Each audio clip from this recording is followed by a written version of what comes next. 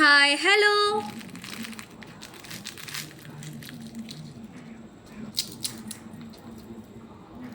এই যে মচমচে আওয়াজটা পেলে না, এইটা কিন্তু একদম রিয়েল, কোনো রকম স্পিকার ছাড়াই আজকের সিঙ্গারাটা কিন্তু এতটাই মুচমুচে হয়েছিল। আজকে শীট তৈরি থেকে শুরু করে সমস্ত কিছুই কিন্তু থাকছে এই রেসিপিতে, সুতরাং রেসিপিটা পুরো ফলো করো। এক বাটি ময়দা, স্বাদ মতো লবণ আর কিছুটা কিছুটা করে জল দিয়ে আমি একটা সফট ডো তৈরি করে নেব। এবার এই ডোটাকে কিন্তু আমি ঢেকে রেখে দেবো।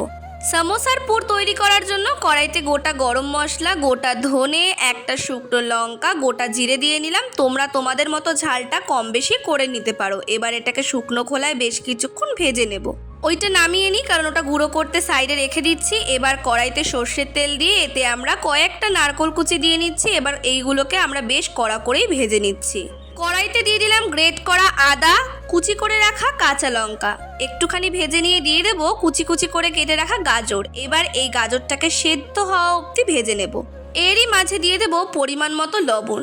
এবার ঢাকনা চাপা দিয়ে গাজরটা সেদ্ধ হওয়া অবধি ওয়েট করব। গাজরটা সেদ্ধ হয়ে গেলে এর মধ্যে সেদ্ধ করে স্ম্যাশ করা আলুগুলোও দিয়ে দিচ্ছি। সব কিছুকে ভালো করে মিশিয়ে এবার আমরা এর মধ্যে দিয়ে দিচ্ছি স্বাদ মতো লবণ আর দিয়ে দিচ্ছি কিছুটা চিনি, যাতে স্বাদের ব্যালেন্সটা আসে। এবার ভেজে রাখা ওই গুঁড়ো মশলাটাও আমরা দিয়ে নিচ্ছি। এটাই কিন্তু পুরো একটা আলাদাই স্বাদ আনবে। দিয়ে দিলাম কয়েকটা কিশমিশ আর ভেজে রাখা নারকেল। এবার এই পুরে আরও স্বাদ আনার জন্য কিন্তু ওপর থেকে দিয়ে দিচ্ছি কিছুটা ধনেপাতা কুচি। এই ধনেপাতা কুচিটা দিয়ে ভালো করে মিশিয়েও নেব। আর ঢাকা চাপা দিয়ে রাখার আগে আরও কিছুটা ধনেপাতাও দিয়ে দিলাম। এবার কিন্তু আসল জায়গা, শীট কি করে তৈরি করছি একদম পাতলা পাতলা সেটা তোমরা দেখে নাও। প্রথমে কিন্তু লেচি কেটে ছোট ছোট মোটা মোটা রুটির আকারে বেলে নেব। এবার সবকটা বেলা হয়ে গেলে প্রথম রুটিটার ওপরে তেল ব্রাশ করে কিছুটা ময়দা ছড়িয়ে পরের রুটিটা কিন্তু এর ওপর থেকে দিয়ে নেব।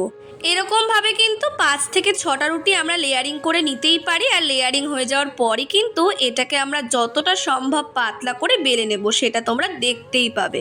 এরকমভাবে শীট তৈরি করে কিন্তু তোমরা খুব সহজেই বাড়িতে রুমালি রুটিও তৈরি করে নিতে পারো।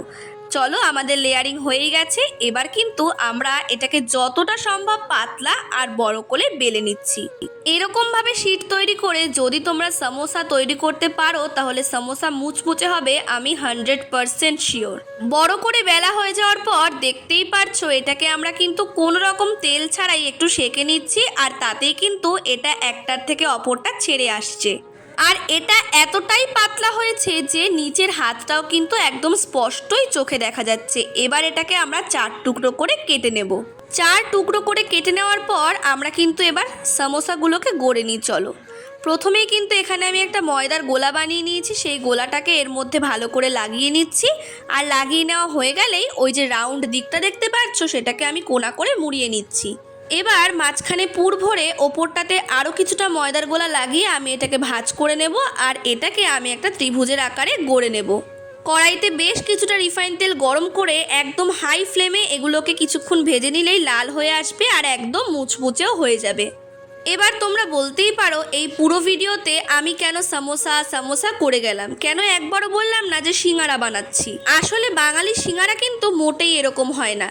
বিভিন্ন খাবার মানুষ বিভিন্নভাবে তৈরি করে। আমাদের রাজ্যের বাইরে কিন্তু যে সিঙ্গারা অথবা সমোসা পাওয়া যায় সেটা এরমই তৈরি হয়। আমাদের এখানকার সিঙ্গারা কিন্তু এত মুচমুচে হয় না, আর এটা কিন্তু অনেকটাই মুচমুচে হবে। আর আমাদের সিঙ্গারায় শুধু আলুরই পুর থাকে, তবে সমোসাতে কিন্তু অনেক কিছুর পুর থাকে। তার জন্যই আমি আজকে বললাম যে সমোসা তৈরি করব। তাহলে দেখেছেন তো আজ কত সহজেই আপনাদের সাথে আরও একটা নতুন রেসিপি শেয়ার করে নিলাম। আমি পণ করে বলতে পারি এটা আপনাদের পছন্দ হবেই হবে। তাহলে বাড়িতে বানাবেন আর আমাদের কমেন্টস করে জানাতে ভুলবেন না কেমন লাগলো। ভালো লাগলে একটা সাবস্ক্রাইব করে দেবেন। আজকের জন্য এটুকুই, বাই।